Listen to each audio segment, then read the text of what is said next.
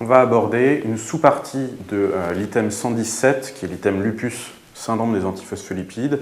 Je ne vais pas parler du lupus, puisque c'est quelque chose que vous retrouvez dans les bouquins et qu'en général vous connaissez bien. Par contre, le syndrome des antiphospholipides en tant que tel est une pathologie à bien connaître, puisque c'est très souvent associé au lupus, que ça peut être également de découverte primaire, que ça peut très largement tomber aux ECN sous différentes formes, soit sous une forme d'enquête diagnostique, soit sous la forme de comment on entrevoit le traitement. On va voir trois sous-parties sur le syndrome des antiphospholipides qui vont être rappeler brièvement les critères diagnostiques qui ont changé il y a quelques années maintenant pour bien les avoir en tête, voir une entité clinique particulière du syndrome des antiphospholipides qui s'appelle le syndrome catastrophique des antiphospholipides, et enfin sur la partie traitement, essentiellement aborder la partie traitement du syndrome des antiphospholipides en cas de grossesse. Les critères diagnostiques du syndrome des antiphospholipides ont été réactualisés en 2006 avec quelques petites précisions sur des critères un peu flottants qui existaient avant. Il y a deux entités sur les critères diagnostiques du syndrome des antiphospholipides, qui sont un, des critères cliniques, et deux, l'existence de critères biologiques. Et il y a deux critères cliniques et trois critères biologiques. Il en faut un dans chaque case. Au niveau de la clinique, c'est l'existence de thrombose, et notamment l'exclusion dans ces thromboses d'une thrombose provoquée, par exemple une thrombose sous plâtre, n'importe quel facteur favorisant, et puis qu'elle soit veineuse ou artérielle. Vous devez également exclure, sinon c'est quasi impossible de porter le diagnostic de syndrome des antiphospholipides, toute cause de thrombophilie, qu'elle soit acquise ou congénitale, autre que les APL, typiquement les mutations protéine C, protéine S, les mutations facteur 5, il faut les exclure avant de pouvoir porter le diagnostic de thrombose sur syndrome des antiphospholipides.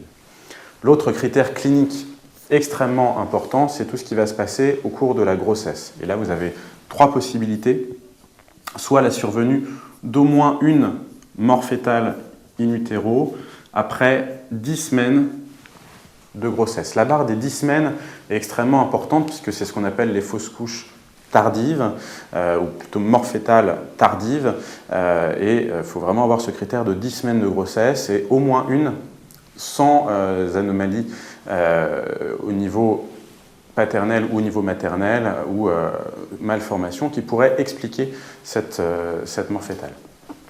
Encore une fois, je vous rappelle qu'il va y avoir le critère biologique après qui doit être associé pour porter le diagnostic de SAPL. Autre possibilité au niveau des manifestations obstétricales, c'est l'existence d'au moins une naissance prématurée avant 34 semaines, qu'elle soit liée à une prééclampsie ou une anomalie de placentation. Encore une fois, cette prématurité doit être associée à un critère biologique. Enfin, le troisième critère obstétrical, c'est l'existence de 3 ou plus fausses couches spontanées sans anomalie chromosomique qui pourrait expliquer également cette fausse couche. Quand on fait, en général on ne le fait pas à la première fausse couche, mais on peut les faire après, l'analyse de pourquoi il s'est passé autant de fausses couches. Et on doit avoir l'association à des critères biologiques. Il y a trois possibilités. L'existence de ce qu'on appelle un lupus anticoagulant, qui est vraiment la signature de l'antiphospholipide. Ça, c'est le TCA allongé, isolé, non corrigé par l'adjonction de plasma témoin, et où on confirme par le test de Rossner, l'indice de Rossner, qu'il s'agit bien d'un lupus anticoagulant, donc d'un anticoagulant circulant, dirigé contre quelque chose qui fait que le TCA va être allongé. Les deux autres critères biologiques sont vraiment le dépistage d'anticorps spécifiques par des méthodes ELISA, qui sont soit l'existence d'un anticardiolipine, IgG ou IgM, peu importe, supérieur à 40 unités, soit l'existence d'un anticorps dirigé contre le cofacteur des phospholipides, qui est la bêta-2 glycoprotéine 1, Et en pratique, en termes de physiopathologie du syndrome des antiphospholipides, on sait maintenant que c'est principalement cet anticorps dirigé contre la bêta-2-GP1 qui est le plus pathogène. Il doit être positif en ELISA, supérieur au 99e percentile dans les unités de dosage que vous utilisez, et cet anticorps dirigé contre le cofacteur va déclencher toute la cascade de coagulation derrière. Donc ça, c'est la partie critères diagnostiques, un critère clinique plus un critère biologique parmi tous ceux dont on vient de parler. On va aborder une entité clinique un petit peu particulière du syndrome des antiphospholipides où ce que vous avez dans les bouquins en général, c'est les manifestations classiques, obstétricales comme on a vu dans les critères, ou alors thrombotiques, qu'elles soient veineuses ou artérielles. Et en général, vous allez avoir dans vos dossiers de CN la présentation de je fais 2 phlébites, 3 fausses couches, j'ai un lupus associé, j'ai un syndrome des antiphospholipides. Le traitement, d'une manière générale, ça va être le traitement du lupus, s'il en existe un, et l'anticoagulation, notamment s'il a existé des épisodes thrombotiques où il faut faire une anticoagulation prolongée. Il y a une entité un peu particulière qui s'appelle le syndrome catastrophique des antiphospholipides. L'acronyme anglais, c'est CAPS. Et ce syndrome catastrophique des antiphospholipides, c'est une espèce d'orage thrombotique, artériel et veineux en général, qui va se produire sur quelques semaines en différents endroits, avec une situation en général extrêmement grave de gens qui thrombosent en même temps à différents endroits, qui vont terminer en réanimation sur des thromboses multiples et une défaillance multiviscérale. Alors, dans quelles circonstances ça peut survenir? Soit un syndrome des antiphospholipides connu qui, à l'occasion en général d'un arrêt de traitement ou alors d'un facteur intercurrent supplémentaire qui, comme dans toutes les maladies auto-immunes, peut être un autre traitement initié, une infection, une grossesse ou une autre pathologie intercurrente type cancer ou autre. Soit le syndrome des antiphospholipides en tant que tel peut se révéler sous la forme d'un syndrome catastrophique des antiphospholipides. Et là, c'est toute la difficulté pour prendre en charge ces patients-là, puisqu'il va y avoir quelqu'un arriver avec des thromboses multiples, et la difficulté va être celle du diagnostic. Le diagnostic devant des thromboses multiples pour un syndrome catastrophique des antiphospholipides, c'est d'utiliser les mêmes critères que ceux précédents, et notamment là on va céder des critères biologiques. Donc il faut systématiquement avoir en tête que des thromboses multiples, veineuses et artérielles, on est schématiquement dans le cadre de la vascularite ou alors de la thrombose multiple, et donc sans inflammation vasculaire. Le syndrome des antiphospholipides n'est pas une vascularite, il n'y a pas d'inflammation des vaisseaux, par contre des anticorps dirigés contre des parois de la membrane endothéliale, des antigènes de la membrane endothéliale, et il ne va pas y avoir d'inflammation vasculaire. Mais par contre, l'élévation du TCA isolé non corrigé par adjonction de plasma témoin et la positivité des anticorps va vous apporter le diagnostic.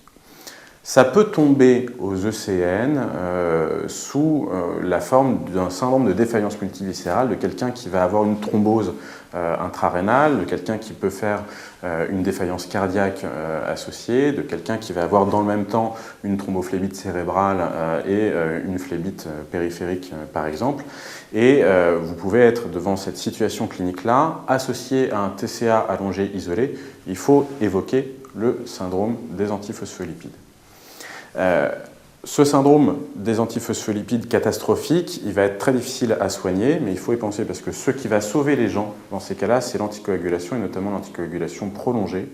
Et ce qu'on va proposer également en termes de traitement dans un syndrome catastrophique des antiphospholipides avérés, c'est, outre l'anticoagulation, de rajouter, et d'où l'intérêt vraiment de pouvoir en faire le diagnostic, sinon si on n'y pense pas, on ne traite pas, c'est la seule indication à rajouter une corticothérapie au syndrome des antiphospholipides pour essayer de ralentir un petit peu la décharge auto-immune. Et il y a une indication ici à faire des échanges plasmatiques, des plasmaphérèses, si on a pu évoquer à temps le diagnostic. Ces traitements-là vont permettre d'arrêter l'orage thrombotique Et la difficulté derrière, ça va être la gestion des séquelles, notamment chez les gens qui ont eu des thromboses sur des organes avec une vascularisation terminale, je pense particulièrement au rein, où il peut persister une insuffisance rénale séquelaire par exemple, il peut persister une défaillance cardiaque également. Ce qui peut vous aider pour le diagnostic, c'est les autres manifestations associées, soit d'un lupus, par exemple s'il y en a une, donc aller regarder les articulations, aller regarder la peau, qui en général ne sont pas atteints dans le syndrome des antiphospholipides primaires, et puis c'est d'aller regarder d'autres manifestations éventuelles du syndrome des antiphospholipides, qui sont notamment l'existence d'une valvulopathie. Je vous rappelle que la fausse endocardite de Liebman-Sachs est une anomalie valvulaire thrombotique, une endocardite thrombotique liée au syndrome des antiphospholipides que vous pouvez dépister à l'échographie cardiaque et qui va pouvoir vous aider dans ce genre de situation. Pour terminer, on va aborder la question du syndrome des antiphospholipides et de la grossesse, quelque chose qu'en général on n'aime pas trop quand on n'est pas trop habitué à l'obstétrique ou qu'on n'est pas trop habitué au syndrome des antiphospholipides et qui pourtant est une situation extrêmement courante dans la vraie vie quand on suit des patientes avec un antiphospholipide et également sur vos dossiers de CN puisque, comme on l'a vu dans les critères obstétricaux sont extrêmement importants. Comment on fait en pratique pour gérer les patientes avec un désir de grossesse ou enceintes qui ont un syndrome des antiphospholipides avéré? On va apporter que cette question-là. Ce qui peut être tombable finalement aux ECN, c'est comment on les surveille. Et ça, la surveillance doit se faire de pair entre l'interniste qui la suit et l'obstétricien, avec une consultation grosso modo un coup sur deux. De toute façon, la consultation avec l'obstétricien est prévue de manière mensuelle, les échographies également. Il faut insister sur la consultation avec l'interniste à cheval entre les deux, qui en général, il y a une consultation tous les 15 jours, une fois avec l'obstétricien, une fois avec l'interniste, etc. Il faut surtout insister sur le fait qu'une grossesse, dans vos mots-clés pour les ECN, c'est programmer la grossesse dans une situation de maladie stabilisée et quelle que soit la pathologie, qu'elle soit générale ou auto-immune type lupus antiphospholipide, on aime bien avoir un recul de 6 mois sur une maladie stabilisée. Donc ça, c'est à mettre dans vos copies d'avoir une programmation de grossesse au bout de 6 mois de maladie stabilisée. Sachant que n'importe quelle maladie auto-immune, et les antiphospholipides en particulier, peuvent influer sur la grossesse. Là, le risque est à la fois maternel et pour l'enfant. Le risque maternel, ça va être lié aux thromboses qui peuvent resurvenir pendant la grossesse, sur une poussée de la maladie. Ça peut être lié à la prééclampsie également, avec la survenue d'une hypertension gravidique, et puis donc de la prééclampsie et éventuellement de l'éclampsie, avec les manifestations que vous avez qui sont propres à cet item obstétrical. Ce qu'il ne faut pas oublier, surtout, c'est que ces manifestations, il y en a une bonne partie qui survient après l'accouchement. Donc il faut bien insister avec la maman pour qu'après l'accouchement, on continue à la suivre de très près pour éviter que, malgré la délivrance, la prééclampsie, l'éclampsie ou les manifestations thrombotiques reviennent, grosso modo, avec une surveillance accrue dans les 2 mois du postpartum. En termes de traitement du syndrome des antiphospholipides et de la grossesse, vous avez schématiquement 3 possibilités.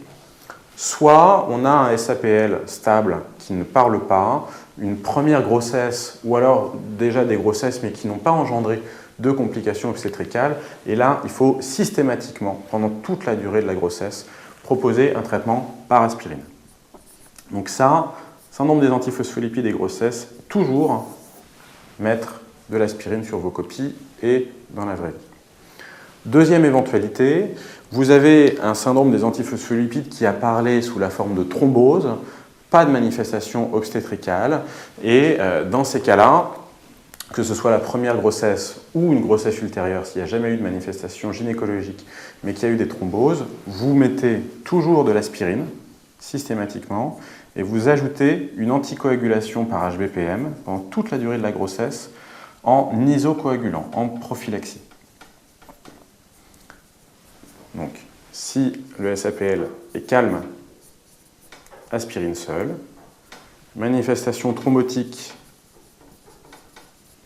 aspirine plus HBPM en isocoagulant.